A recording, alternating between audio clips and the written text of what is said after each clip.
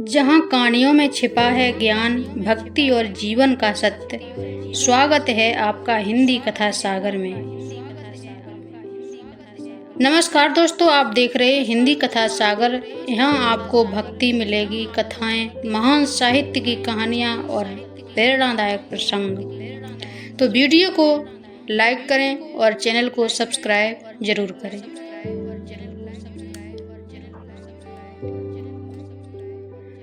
मुंशी प्रेमचंद हिंदी साहित्य के महान लेखक थे। उनकी कहानियों में गरीबों, किसानों और आम लोगों के जीवन का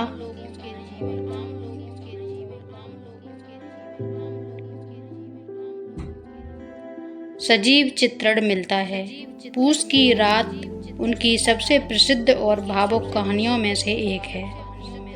यह कहानी एक गरीब किसान की हल्कू और उसकी कठिन जिंदगी के संघर्ष को दर्शाती है।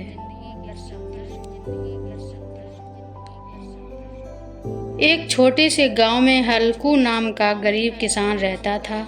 उसके पास थोड़ी सी जमीन थी, लेकिन खेती से इतना लाभ नहीं होता था कि परिवार आराम से जी सके। दिन रात मेहनत करने के बाद भी उसके घर में हमेशा गरीबी रहती थी। हल्कू की पत्नी मुन्नी बहुत समझदार और मेहनती स्त्री थी। वह घर का सारा काम संभालती थी और हमेशा चिंता में रहती थी कि घर का खर्च कैसे चलेगा। सर्दियों का मौसम शुरू हो चुका था। पूस का महीना था। गांव में कड़ाके की ठंड पड़ रही थी। रात में खेत की रखवाली करना बहुत कठिन काम था। हल्कू के पास एक पुरानी चादर थी जो ठंड से बचाने के लिए काफ़ी नहीं थी। वह कई दिनों से सोच रहा था कि इस बार कुछ पैसे बचाकर एक कंबल खरीद लेगा, ताकि खेत में रात बिताना आसान हो जाए। लेकिन गरीब आदमी की जिंदगी में परेशानियां कभी खत्म नहीं होती। हल्कू पर साहूकार का कर्ज था। साहूकार बार बार पैसे मांग रहा था। अगर पैसे ना दिए जाते तो वह गांव में बेइज्जती करता। एक दिन साहूकार जब पैसे लेने घर आया, मुन्नी के पास 3 रुपए रखे थे। वह पैसे कम्बल खरीदने के लिए बचाए गए थे। हल्कू उदास होकर बोला, ला दे मुन्नी, नहीं तो गाली देगा। मुन्नी गुस्से में बोली, 3 ही रुपए हैं, दे दोगे तो कम्बल कहाँ से आएगा?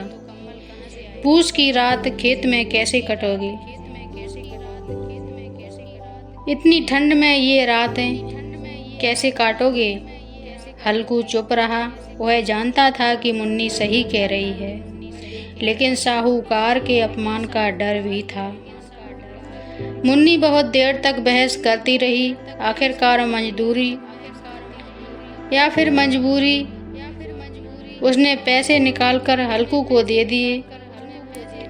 पैसे हाथ में लेते समय दोनों के चेहरे पर दुख साफ दिखाई दे रहा था। कम्बल का सपना टूट चुका था। दोस्तों, एक कम्बल सर्दियों के लिए कितना जरूरी था। उस समय एक गरीब किसान एक कम्बल भी अपने लिए नहीं जुटा पा रहा था। उसका नतीजा क्या होगा, आपको आगे पता चलेगा। रात हुई, आसमान में बादल नहीं थे। ठंडी हवा बहुत तेज चल रही थी। ऐसा लग रहा था मानो हवा शरीर को चीर देगी। हल्कू अपने खेत की रखवाली करने चला।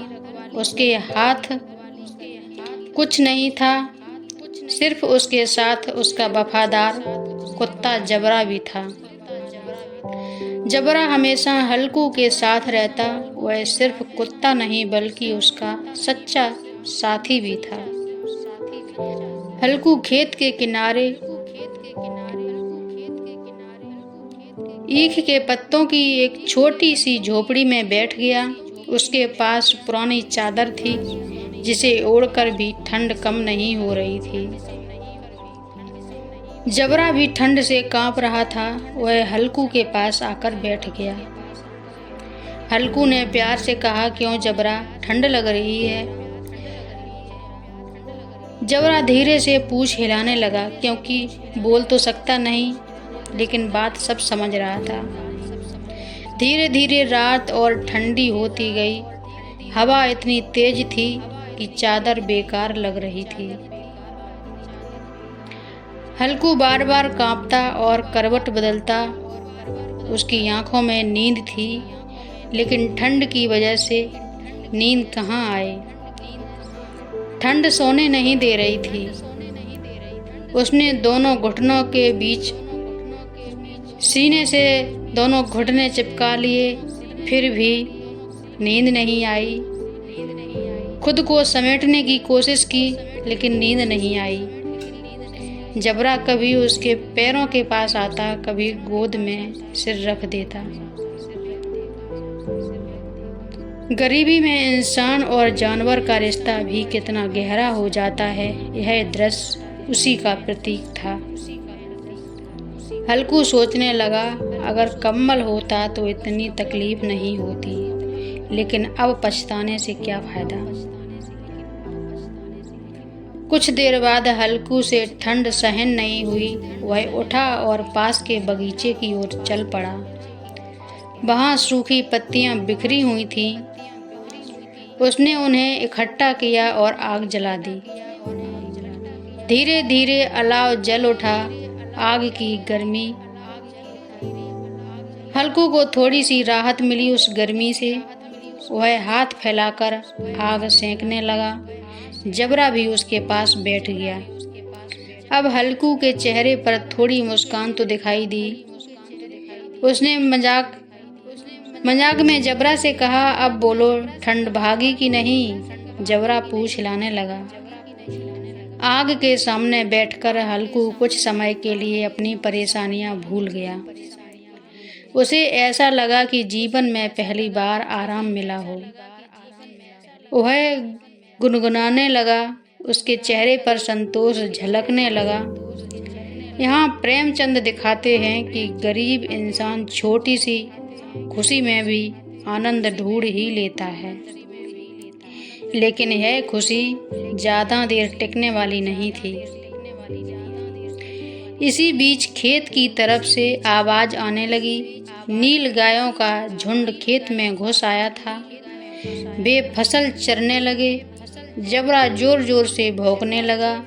वह खेत की तरफ दौड़ा। हल्कू ने भी आवाज सुनी। वह जानता था कि जानवर उसकी मेहनत बर्बाद कर रहे हैं। उसे उठकर खेत बचाना चाहिए था, लेकिन बाहर बहुत ठंड थी। वह आग छोड़कर जाने की हिम्मत नहीं जुटा पा रहा था। उसने दूर से आवाज लगाई, लेकिन नील गाय कहाँ सुनने वाली थी। हल्कू ने कुछ कदम आगे बढ़ाए, लेकिन ठंडी हवा के झोंके ने उसे फिर पीछे लौटने पर मजबूर कर दिया। वह वापस आग के पास बैठ गया। उसके मन में संघर्ष चल रहा था। एक तरफ फसल थी, दूसरी तरफ उसकी जान।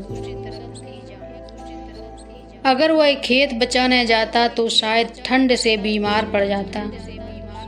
आखिरकार उसने हार मान ली। वह चुपचाप आग तापता रहा और जानवर फसल चरते रहे। यह दृश्य बहुत मार्मिक था।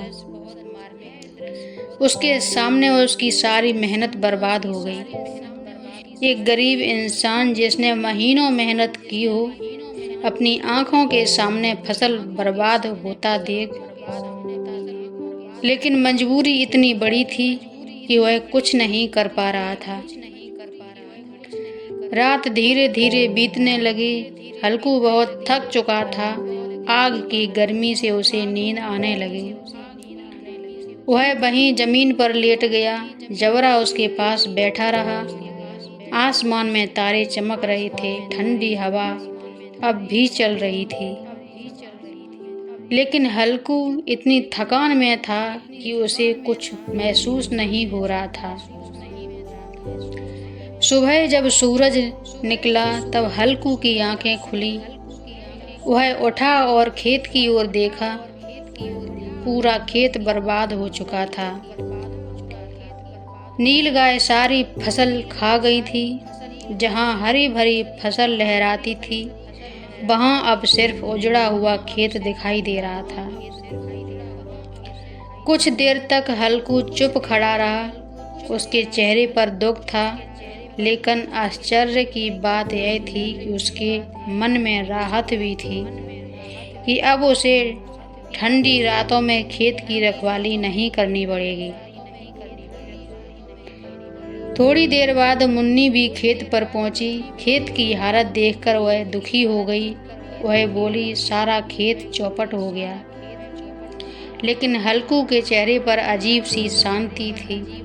उसने धीरे से कहा, अब रात में यहाँ ठंड में तो नहीं सोना पड़ेगा। यह बाक कहानी का सबसे गहरा और मार्मिक हिस्सा है।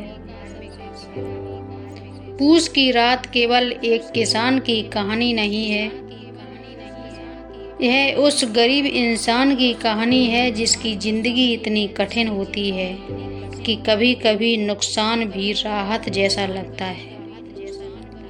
हल्कू ने अपनी मेहनत की फसल खो दी, लेकिन उसे इस बात का सुकून था कि अब उसे ठंड में रात नहीं बितानी पड़ेगी। यह गरीबी की सबसे दर्दनाक तस्वीर है।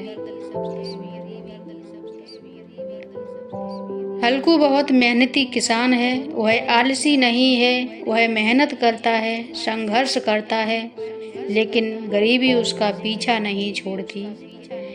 उसकी सबसे बड़ी समस्या यह है कि उसके पास साधन नहीं है। एक साधारण कंबल भी उसके लिए सपना बन जाता है।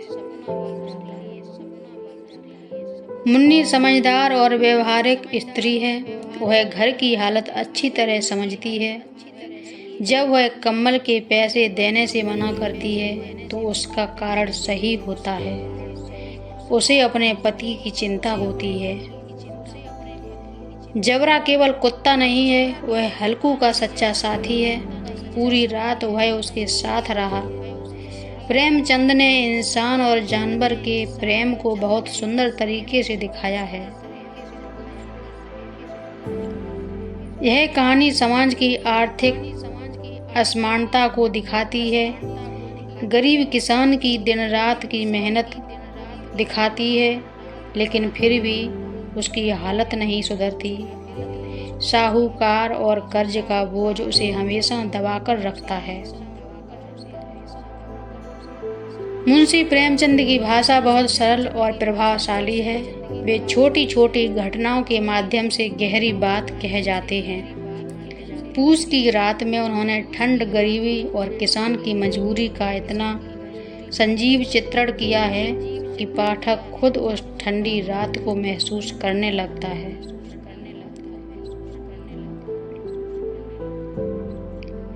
पूस की रात हिंदी साहित्य की सबसे प्रसिद्ध कहानियों में गिनी जाती है।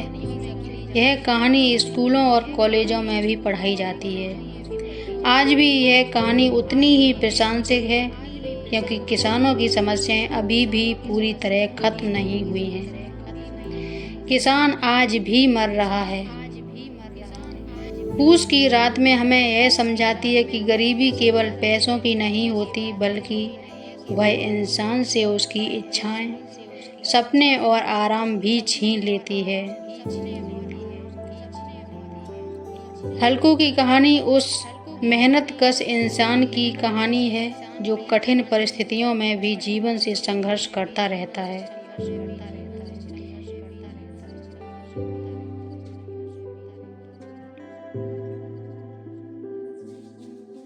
इसी कारण मुंशी प्रेमचंद को हिंदी साहित्य का महान यथार्थवादी लेखक कहा जाता है।